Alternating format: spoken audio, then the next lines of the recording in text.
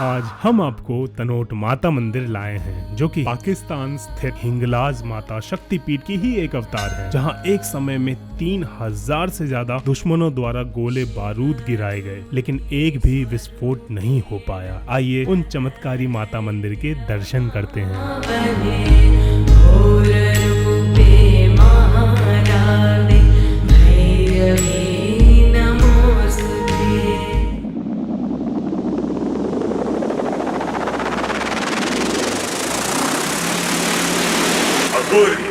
नमस्कार दोस्तों, कैसे हैं आप लोग? गुड मॉर्निंग, सुप्रभात आप सभी को। जैसलमेर से हम आए हैं अपने घर से इतने दूर एक ऐसे भव्य मंदिर को दिखाने जो कि बहुत कम लोगों को पता है।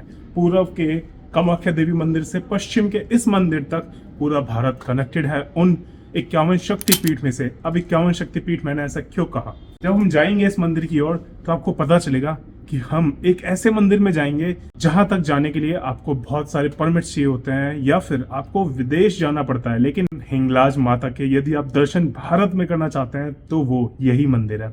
तो चलिए, इंतजार किस बात का, लेके चलते हैं आपको जैसलमेर से लोंगेवाला। भारत में राजस्थान राज्य के जैसलमेर बॉर्डर पर स्थित है तनोट माता मंदिर, जहां हम आज आपको लेके चल रहे हैं। इस मंदिर के चमत्कार के आगे पाकिस्तान के गिराए हजारों बम भी हो गए थे बेअसर। जैसलमेर से लगभग 120 किलोमीटर की दूरी पर स्थित यह मंदिर भारत और पाकिस्तान की सीमा पर मौजूद है।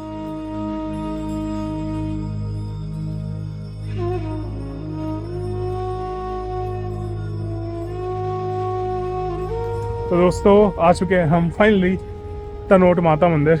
आइए अंदर चल के आपको माता के दर्शन करवाता हूँ। तो ये है आपका माता तनोट भवन, जहाँ पे आपको बॉर्डर के लिए पास मिलता है। यदि आप मंदिर के साथ साथ बॉर्डर के भी दर्शन करना चाहते हैं तो यहाँ पे पास मिलता है, वो लिखा हुआ है बॉर्डर पास, वो भी लेके उसके बाद आप चल सकते हैं मंदिर दर्शन करने के लिए। और फिर मैं मंदिर की ओर बढ़ ही रहा था कि मैंने अपने बगल में कुछ ऐसा अद्भुत देखा कि मैं थम गया।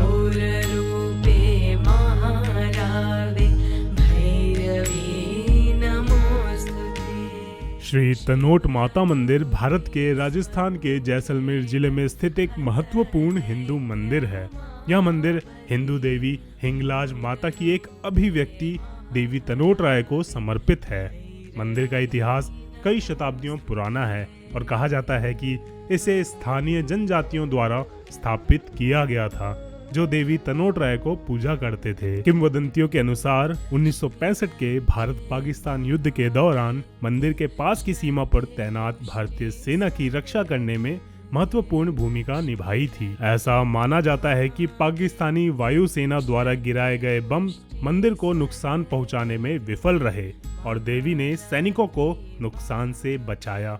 नतीजन मंदिर को अपार लोकप्रियता मिली और इसे युद्ध में भारत की जीत का प्रतीक माना जाता है।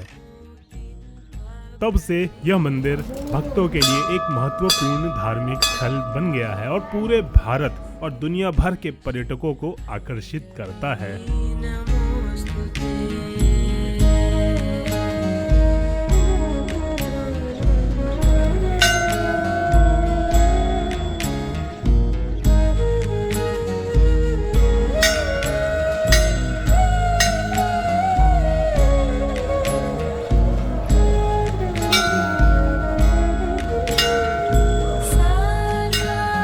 श्री तनोट माता मंदिर में आरती की रस्म एक पूजनीय परंपरा है, जिसका पालन पीढ़ियों से किया जाता आ रहा है। यह एक शक्तिशाली और आध्यात्मिक अभ्यास है जो भक्तों को ईश्वर से जोड़ता है और आध्यात्मिक जागरूकता और परंपरा की गहरी भावना को बढ़ावा देता है।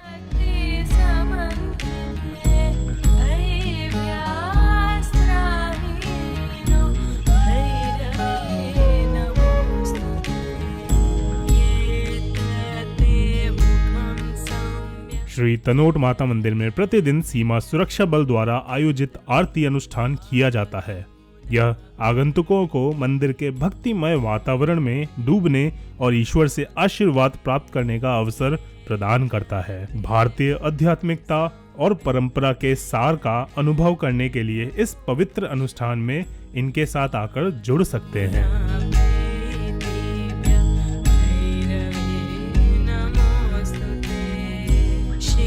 1965 के युद्ध में 17 नवंबर को तनोट माता मंदिर के पास चौकी पर गोलाबारी शुरू हो गई, लेकिन आश्चर्य की बात यह है कि इस क्षेत्र में गिरे सारे बम बेअसर हो गए और उनमें से किसी भी एक बम में भी विस्फोट नहीं हुआ।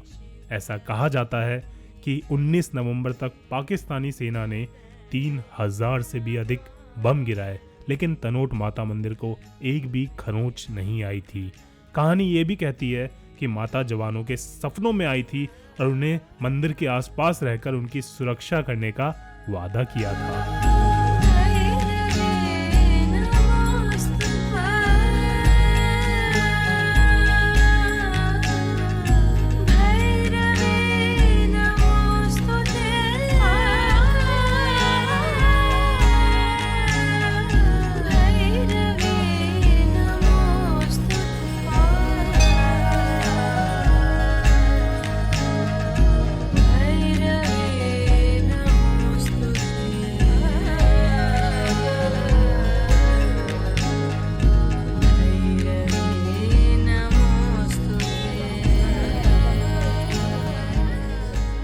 तो इस प्रकार रहे हमारे तनोट माता मंदिर, जो कि एक कहा जाता है कि शक्तिपीठ हिंगलाज माता मंदिर के समान ही इसे भी माना जाता है। तो अब चलते हैं, यहाँ पे पास में स्थित है एक बॉर्डर जो आपको दिखाता हूँ, उसके बाद चलेंगे लोंगेवाला की ओर।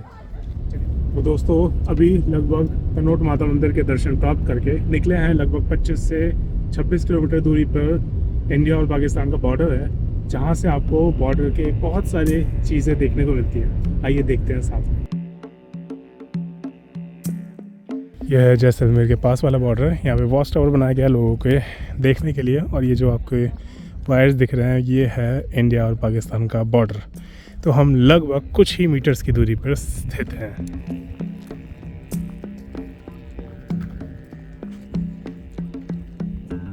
तो वो देखिए, जैसे अमृतसर में अटारी वाघा बॉर्डर पे चेयर्स लगा के और वो परेड की जाती है, वैसा कुछ करने की कोशिश करी गई थी, बट यहाँ पे वेदर इतना ज़्यादा ख़राब होता है कि वो सारी चेयर्स टूट चुकी हैं। और यहाँ पे वॉच टावर बनाया गया है लोकल सिविलियंस के लिए, जहाँ से ये व्यू ले सकते हैं, नज़ारा इतना खूबसूरत बॉर्डर का सबसे नज़दीकी व्यू। तो यहाँ तक यदि आप आना चाहते हो तो आपको स्पेशली परमिट बनवाना पड़ता है, उस लाइन में जाना पड़ता है जहाँ पे मैंने आपको काउंटर दिखाया। चलिए फिर वापसी चलते हैं यहाँ से लोंगेवाला की ओर।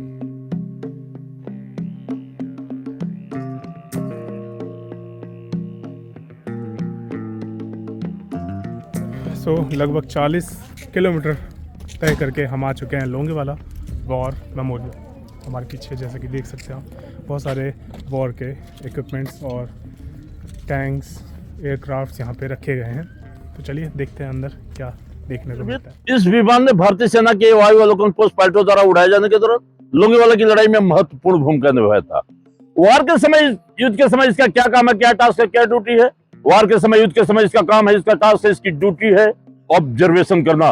दुश्मन के हथियार अम्युनिशन का भंडार कहां, दुश्मन के राशन पानी का भंडार कहां, दुश्मन के डीजल पेट्रोल का भंडार कहां, दुश्मन के बड़े बड़े ब्रिज, बड़े बड़े कार्यालय और एयरपोर्ट कहां कहां पे हैं, ये देखना काम करता है इसका। और इस सेंटर विमान का आपस में कोऑर्डिनेशन होता है, ये देखता है, तुरंत इसको सूचित करता है इतनी डिग्री, इतनी दूरी पे दुश्मन के हथियार अम्युनिशन का भंडार है, दुश्मन के राशन पानी का भंडार है, दुश्मन के डीजल पेट्रोल का भंडार है, दुश्मन के बड़े बड़े ब्रिज, बड़े बड़े कार्यालय और एयरपोर्ट यहाँ पे हैं। उतनी दूरी, उतनी डिग्री दौड़ाकर उसके ऊपर बम्बारमेंट कर उसे डिस्ट्रॉय करता है, उसे बर्बाद करता है। साहब जय हिंद, जय भारत, यात्रा मंगल भाई। सिपाही बिशन दास, 5 दिसंबर 1971 को सिपाही बिशन दास को भारतीय सेना की तरफ से लोंगेवाला पोस्ट के चारों तरफ एंटी टैंक माइन लगाने की जिम्मेदारी दी गई थी। सिपाही बिशन दास दुश्मन के तमाम गोलियों को बौछार के बावजूद भी माइन लगाते रहे जब तक कि दुश्मन की गोली से शहीद न हो गए।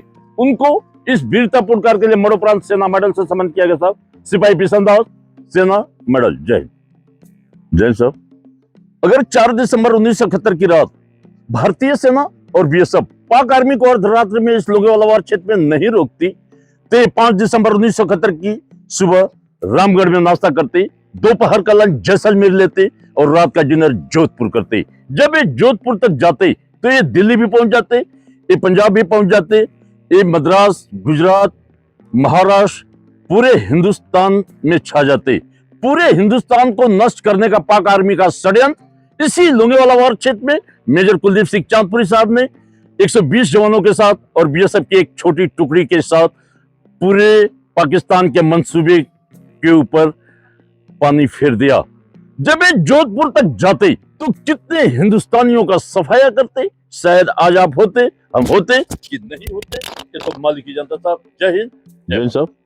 4 दिसंबर 1971 की रात, अर्ध रात में पाक सोल्जरों ने अपने तमाम 68 वैसे टैंक्स, 580 बख्तरबंद गाड़ियां, एक इन्फेंट्री ब्रिगेड, 3000 पाकिस्तानी सोल्जर अपने हथियार अमनेशन के साथ 4 दिसंबर 1971 की रात अर्ध रात में लोंगेवाला पोस्ट के ऊपर अटैक किया। जो गाड़ी डीजल से चलती थी उस गाड़ी के ऊपर डीजल का बैरल बंधा हुआ था, जो गाड़ी पेट्रोल से चलती थी उस गाड़ी के ऊपर पेट्रोल का बैरल बंधा हुआ था। जब भारतीय सेना और बीएसएफ ने जब गोलियां बरसाना शुरू किया तो गोलियां सीधी जाकर के बैरल में लगी, बैरल फटा, आग लगी, उन्हीं के तेल से उनके टैंक्स, उनकी गाड़ियां धू धू करके जलना शुरू हुई। पाक आर्मी अपने गाड़ियों को छोड़, साथियों को छोड़ उल्टा पाव पाकिस्तान भागना शुरू कर दिया साहब। जय हिंद, जय भारत। तो ये थे हमारे तनोट माता मंदिर और लोंगेवाला, साथ में एक बॉर्डर पे भी लेके गए। अब वापस चल रहे हैं अपने जैसलमेर, जहाँ पे रात्रि विश्राम करेंगे और कल सुबह लेके चलेंगे अगली डेस्टिनेशन की ओर। तो चलिए चलते हैं।